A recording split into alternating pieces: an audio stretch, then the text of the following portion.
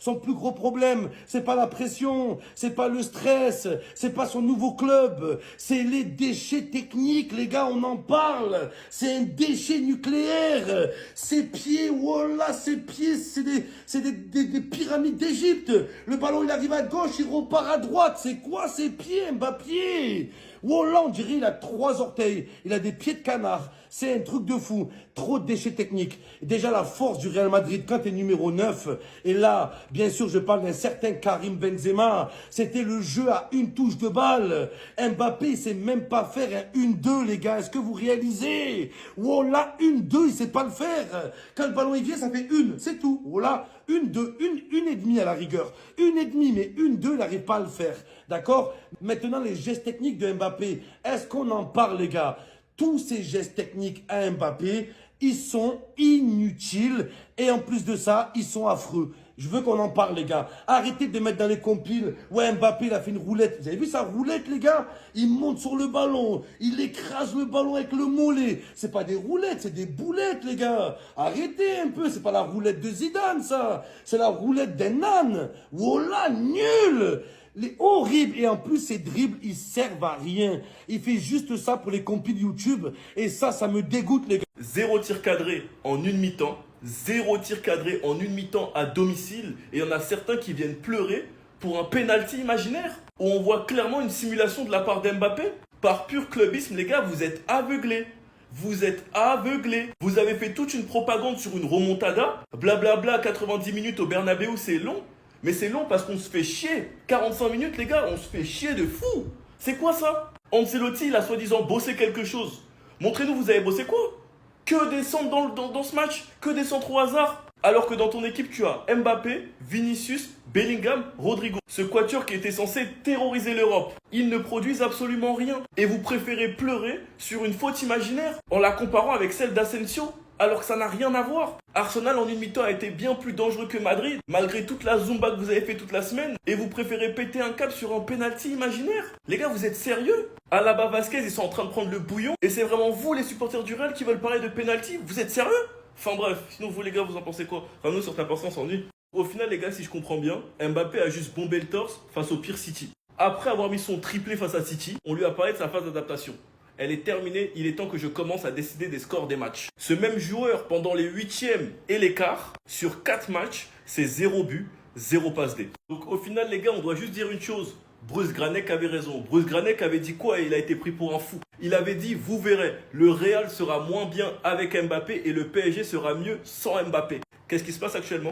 Le Real est éliminé en quart et est hyper mauvais depuis l'arrivée d'Mbappé, le départ de Kroos, la blessure de Carvajal. Pendant que le PSG sont qualifiés en demi, en étant favoris, avec une équipe unie qui s'est clairement totalement transformée depuis le départ de Mbappé. Pendant qu'au Real, il n'y a que du bordel. Rudiger qui se bat avec Bellingham, Vinicius qui est devenu irrégulier, et de l'autre côté, t'as Mbappé qui fait ses stats, donc qui est protégé par les médias. Ce qui est en train de se passer au Real, c'est exactement ce qui se passait au PSG, et les Parisiens étaient pris pour des fous. Pour moi, il n'y a aucun hasard. Certains ont voulu mettre Mbappé à la table des Ronaldo CR7, mais si on fait le bilan, 26 ans, c'est 0 ballon d'or et 0 Ligue des Champions. Alors que vous avez voulu le mettre à la table des plus grands. Et dans ma tête, et je sais que je suis le fou du bus, mais je suis certain que Mbappé ne gagnera jamais la LDC. Enfin bref, sinon vous les gars, vous en pensez quoi? Enfin, nous sur Snap Instant, on s'ennuie. Imagine que là on rebascule en 2018 et je te dis que dans 7 ans, pas un an les gars, pas 2, pas 3, pas 4, pas 5, 7 ans après, le joueur que vous voyez derrière moi, oui, lui là, le crack de la Coupe du Monde, tu le vois bien là, celui-là, oui. Et bah le joueur que je viens de vous montrer, 26 ans, 0 ballon d'or, 0 Ligue des Champions. 27 ans en fin d'année, mais qui aurait cru qui? Sur la phase élimination directe de la Ligue des Champions cette année, 4 matchs, 0 but, 0 passe D. Mais c'est choquant les gars, mais c'est choquant. Je vous jure, je suis choqué. Que actuellement, aujourd'hui, il y a au moins 3, 4, 5, 10, 15 joueurs au-dessus de lui, je suis choqué. Il y a des attaquants, des milieux, même des défenseurs au-dessus de lui. Pour la course au ballon d'or, ah oui, je te le dis, il y a des défenseurs qui vont être placés devant lui, au ballon d'or. Les gars, au bout d'un moment, qu'il a changé de club ou pas, son niveau, il est choquant. Il est devenu tellement limité, sa régression au fil des années, elle est devenue alarmante. Au bout d'un moment, vous avez beau me dire, il a changé de championnat, il a changé de club. Les mecs comme Cristiano Ronaldo, comme Zlatan, comme Drogba, comme Eto'o, comme Henry, ils ont toujours changé de club. Et là, j'insiste, c'est pas que depuis le Real Madrid qu'il est pas bon. Même au PSG, il est pas bon. Même en sélection, il est pas bon. Il est devenu moins rapide, il est devenu moins tranchant, moins explosif. Il est devenu moins bon en passe. Il arrive plus à nous impressionner autant qu'avant. Oui, il va nous impressionner sur quelques matchs, ça reste Kylian Mbappé. Mais qu'on se le dise, en plus de ça, il y a énormément de matchs où oui, il va te mettre un but, il va te mettre un doublé. Mais les gars, est-ce qu'il fait un bon match? Il fait des matchs catastrophiques. Il perd je sais pas combien de ballons. Il fait les mauvais choix, il fait des mauvaises passes. Les dribbles, ça fonctionne plus. Le jeu, il est perdu, il est perdu. Et moi, la vérité, même si je suis barcelonais, ça me fait de la peine. Kylian Mbappé est en train de se faire déglinguer par les médias espagnols, les amis, tout retombe sur lui. Comme vous pouvez le voir hier à la fin du match, il était complètement dépité, carrément même pour pousser sa valise, il avait du mal. Sur son visage, on peut voir qu'il est un peu gêné, il regarde même pas les journalistes dans les yeux. Et quand je vous dis que tout retombe sur lui, c'est réel, les amis. Déjà hier, lorsqu'il est sorti sur blessure, le Santiago Bernabéu l'a sifflé. Et hormis le fait que les supporters commencent à s'inquiéter de plus en plus pour sa carrière, parce que le gars, il va bientôt avoir 27 ans. Et à 27 ans, ils disent qu'il a toujours 0 ballon d'or et 0 Ligue des Champions. Et comme si c'était pas déjà suffisant, les médias espagnols ont commencé à le déglinguer. On sait tous que ces gens-là ne partent pas de même moite. Dans le média Diarios, il y a un journaliste qui dit: les gens ont voulu voir en Kylian Mbappé un nouveau Cristiano Ronaldo. Et il en a des années-lumière. Mec, si on enlève son triplé face à Manchester City, il n'a rien foutu. Il y a un autre journaliste qui dit sur le média Lasser: il ne sera jamais Cristiano. C'est pas fini, ils disent aussi que le comparer à Cristiano Ronaldo est une dinguerie. Tu ne peux pas le comparer ni à Cristiano ni à Karim Benzema. Entre des pénaltys ratés à Anfield, des sottises, ça ne marche pas. Aucun but en quart de finale, c'est révélateur. Ils sont littéralement en train de se déchaîner sur lui, les amis. Après, fallait s'y attendre vu tout le bruit qu'il y a eu à son arrivée au Real Madrid. Et franchement, j'ai envie de dire, c'est même pas de la faute de Kylian Mbappé ni de Carlo Ancelotti, c'est de la faute de cet homme. Et Florentino Pérez qui a créé tout ça avec son obsession pour Kylian Mbappé. Mais franchement, moi je pense qu'il faut pas mettre toute la faute sur Kylian Mbappé. Là, il y a tout le monde qui rentre en jeu. L'équipe en soi n'était pas bonne. Défensivement, on était nul à chier. Offensivement aussi, c'était pareil. Mbappé est sorti sur blessure, les gars. Donc en vrai de vrai, ça n'a rien changé. Il a rien fait du match. C'était compliqué pour tout le monde, hein, de toute façon. On l'a vu. Mais c'est vraiment décevant de la part d'Mbappé. Après, il n'est pas le seul, comme je l'ai dit, mais le Real, tout allait bien, dans le sens collectif et tout, la saison dernière. Cette saison, après, peut-être qu'ils vont mettre du temps en fait, à s'adapter. Mais bon, c'est pas facile, comme je l'ai dit. Là, il est blessé en plus, le pauvre. Et pour lui, le Real, c'était l'endroit idéal pour gagner la Ligue des Champions. Il rêvait, en fait. Parce qu'en cas de Ligue des Champions, c'est le Ballon d'Or. Donc là, il est éliminé. Pour moi, il est plus dans la course pour le Ballon d'Or. Ça y est. Donc, c'est... Voilà. Devant, c'était compliqué. Il n'y a pas que lui, Rodrigo. En plus, le Real, ils ont cadré que 2 tirs, les gars. Ça en dit tout. 2 ou 3, je crois, pas plus. Arsenal, ils ont maîtrisé. J'ai l'impression qu'ils pouvaient marquer à tout moment dès qu'ils accéléraient. Donc voilà, ils ont levé le pied en plus. C'est dingue. Bravo Arsenal pour cette qualification. Mais attendez les gars, lui là, il s'est foutu de nous. Hier, après un match catastrophique, il est sorti, moi je me suis dit, oh il fait van, il a esquivé, il a fui ses responsabilités. Maintenant, je tombe sur cette image, je me dis, bon, il s'est vraiment tordu la cheville là. On nous dit que Kylian Mbappé passera des examens vendredi en raison d'un problème à la cheville. On était mercredi, hein. Aujourd'hui on est jeudi. Tout en sachant qu'aujourd'hui, hein, jour off. On est éliminé mais jour off.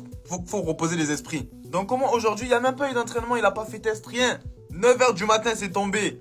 Kylian Mbappé devrait être disponible pour la finale de la Coupe. Kylian, ton match il était mauvais, ok. Mais il faut pas fuir. Il faut pas fuir. C'est toi qui nous l'avais dit. Il était temps que tu décides de tes matchs parce que la phase d'adaptation était finie, non? Tu veux jouer le Classico, ok. Mais c'est pas toi qu'on veut. Non, mais je suis désolé. Là, je parle même pas de préférence par préférence. C'est Bobby qui mérite plus que toi, copain. Eh ouais, Kylian, parce que ça y est, je suis plus fou du bus. Les gens commencent à capter qu'en numéro 9, Bobby était peut-être plus intéressant que toi. C'est pas contre toi, Kylian, mais... il y a de la concurrence et malheureusement, c'est le meilleur qui joue. T'as donné en Ligue des Champions, y'a pas de souci. T'as flopé mes pistes, on t'en veut pas. Liga, fais ce que tu peux. Copa, laisse ça. Pardon, laisse ça, hein. Tu t'es rendu disponible, mais laisse ça, hein. Rends-toi indisponible. Parce qu'on la connaît, celle-là. Je le vois déjà venir. Kylian s'est rendu disponible, donc devoir aligner Kylian en finale. Or que, Bobby, c'est sa compétition.